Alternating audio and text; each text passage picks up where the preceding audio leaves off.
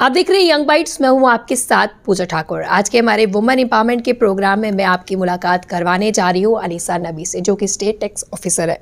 सबसे पहले मैम आपका बहुत बहुत स्वागत है यंग बाइट्स में। Thank you so much. Thank you ma'am, taxes department के साथ जुड़े हैं आप, किस तरह के चैलेंजिंग जो है आपको फेस करने पड़ती है बीइंग अ वुमेन? किस तरह का रोल रहता है आपका इस department? I think as a woman तो मैं कहूँ कोई भी वुमन किसी भी डिपार्टमेंट में हो, एक जनरल वर्किंग वुमेन की बात करें तो चैलेंजेस तो रहते हैं। The biggest challenge for a woman is to maintain a balance between her official responsibilities और घर की रिस्पॉन्सिबिलिटीज़, क्योंकि ऐसा होता है वर्किंग वुमेन के साथ कि हम दो पार्ट्स में वर्क करते हैं। पहले तो 9 to 5 we are like working in our offices, उसके चैलेंजेस मैनेज करने हैं आजकल। तो आपको अपना काम टाइम पे करना है, आपकी रिपोर्टिंग है, तो यू आर एंग्रॉस्ड।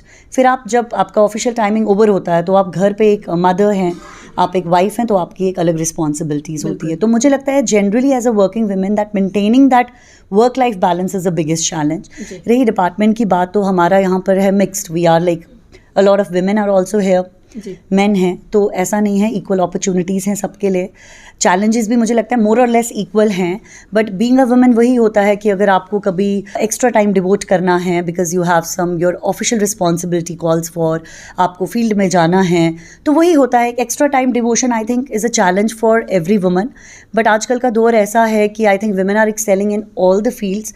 तो मुझे लगता है इन चैलेंजेस को फेस करने के लिए एज अ वुमेन हमें खुद ही स्ट्रांग होना बहुत ज़रूरी है, क्योंकि now if we have chosen that we have to take care of both the responsibilities, आपने ऑफिस भी देखना है, घर भी देखना है, तो आप किसी भी ऑफिस में हैं, किसी भी डिपार्टमेंट में हैं, तो आपको एक वर्क लाइफ बैलेंस मेंटेन करना है। और मुझे लगता है यही एक बड़ा चैलेंज है। डिपार्टमेंटल काम की बात की जाए तो किस किस तरह के रहते हैं आपके? देखिए, डिपार्टमेंटल चैलेंजेस मैं ये नहीं कहूँगी एज अ वुमेन, वही है कि if you have like to attend, you have to work beyond office hours, कभी आपकी असाइनमेंट कॉल फॉर करती है तो आपको स्टे करना पड़ता है। तो कहीं ना कहीं एज अ वुमेन आपको ये फील होता है कि शायद मैं घर को, बच्चों को इतना टाइम नहीं दे पाती हूँ, जो मैंने पहले ही आपको कहा है जनरल। तो जैसे हमारा डिपार्टमेंट इज़ मोरली इनटू, हमारा एक अपना लॉ है, हम उसको इम्प्लीमेंट एग्जीक्यूट करते हैं, तो we interact with so many people. तो एज अ वुमेन मुझे लगता है आपको डिफरेंट काइंड ऑफ लोगों से डील करना है। आपके you meet different kind of people, आपके अलग टेम्परामेंट के लोग होते हैं, अलग नेचर के होते हैं, उनको डील करना समटाइम्स ऐसा नहीं होता है। मेरे एक्सपीरियंस में ऐसा नहीं इनकाउंटर हुआ कि किसी ऐसे लोगों से मिले जहाँ आपको एज अ वुमेन बहुत प्रॉब्लम फेस करनी पड़ी है।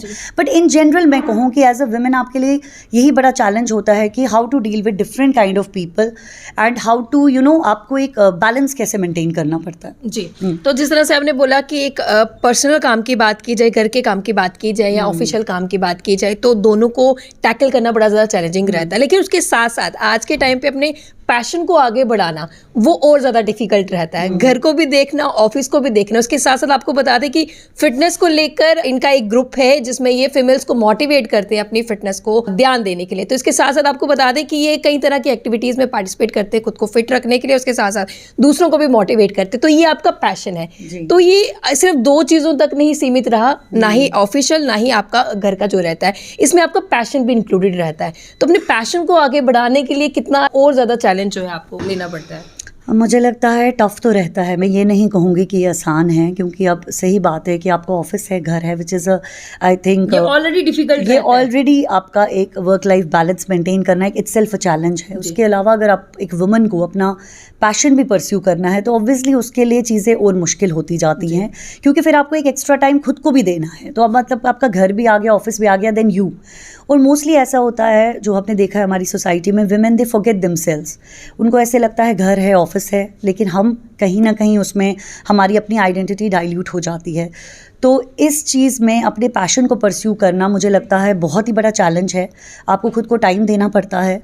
अब मेरे केस में इट इज़ लाइक कि ऑब्वियसली एक रूटीन ऑफिस को देखना है, घर भी देखना है, तो मुझे एक एक्स्ट्रा टाइम खुद को देना पड़ता है। और उसके अलावा खुद के लिए नहीं, एक सोसाइटी को भी टाइम देना होता है। हमारा एक, मुझे लगता है 4 एस्पेक्ट्स हैं। Now it comes to passion की आप बात कर रहे हैं, तो it is not just about me. तो जैसे I have started a community of women, मुझे उनको भी कहीं ना कहीं मोटिवेट करना है, तो वो भी मेरे लिए एक इंस्पिरेशन रहती है। क्योंकि अगर मैं कभी लो फील करूँ या अपना पैशन परस्यू नहीं करूँ, तो मुझे रहता है नहीं, I have a social responsibility also. तो मुझे कहीं ना कहीं से अपनी कम्युनिटी भी पुश करती है कि मैं करूँ, ताकि मैं उनको मोटिवेट करूँ। तो उसके लिए एक will power, strong will power बहुत ज़रूरी है एक वुमेन के अंदर। अगर वुमेन ये सोचे कि नहीं, now since my whole soul responsibility is that I do my work, and then I see to my family. Many women think it's okay कि मैं अपने आप को टाइम नहीं देती हूँ. बड़ी लेडीज़ ये भी सोचती हैं कि मेरा अब स्टेज नहीं है, मेरी एज अ मदर रिस्पॉन्सिबिलिटी है कि सिर्फ मैं बच्चों को देखूँ, सिर्फ अपने फैमिली को देखूँ. फिर आप अपनी एग्जाम्पल देती होंगी उन्हें? नहीं, मैंने भी खुद को ऐसे ही मोटिवेट किया. मैंने भी खुद को when I became a mother of 2 kids, मुझे भी रियलाइज़ हुआ somewhere I am not giving time to myself, somewhere I am losing my health, somewhere I am losing that happiness. क्योंकि सही बात है कि अगर हम खुद को ना टाइम दें, अपने लाइक्स को नहीं, आपको पता है what helps a woman to stay motivated when she is happy. खुश रहना बहुत ज़रूरी है, और वो खुशी आपको तभी आ सकती है जब आप खुद को टाइम देंगे. आपको क्या चीज़ हैप्पी करती है, like fitness gives me lot of happiness, मुझे it helps me destress. उसकी वजह से ये होता है कि आपने ऑफिस की बात की, उसकी वजह से शायद मैं इतना, मतलब क्योंकि जब आप अपने आप को टाइम देते हैं, आप टाइम के साथ स्ट्रगल करते हैं, तो मुझे लगता है आप में एक मेंटल स्ट्रेंथ आ जाती है.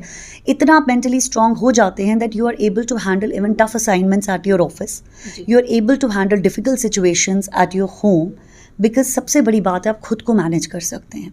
तो हम बात करते हैं टाइम मैनेजमेंट की. आई think women need self management. खुद को मैनेज करना आना चाहिए. अगर आप खुद को मैनेज करना जान जाएंगी तो मुझे लगता है आप हर रोल को निभा पाएंगी. जी, तो जिस तरह से आपने बताया शुरू में कि आपके लिए काफ़ी ज़्यादा चैलेंजिंग जो है रहता है, कई तरह की एक्टिविटीज़ आपके द्वारा की जाती है, कई सारे अवार्ड से आपको सम्मानित भी किया गया है, तो उसके बारे में क्या कहेंगे? कितना अच्छा लगता है जब आप कुछ काम कर रहे हैं, आपके पैशन के साथ अगर वो जुड़ा हो और उसको सराहा भी जा रहा है, तो क्या कहेंगे? मुझे I am really grateful to our society. मुझे जम्मू में, कश्मीर में बहुत सपोर्ट मिला, क्योंकि मैंने जर्नी तो अकेले ही शुरू की थी, और मैंने एक ज़िम्मा तो ले ही लिया था कि मैंने खुद को ही सिर्फ फिट नहीं करना है, मैंने लोगों को भी इंस्पायर करना है.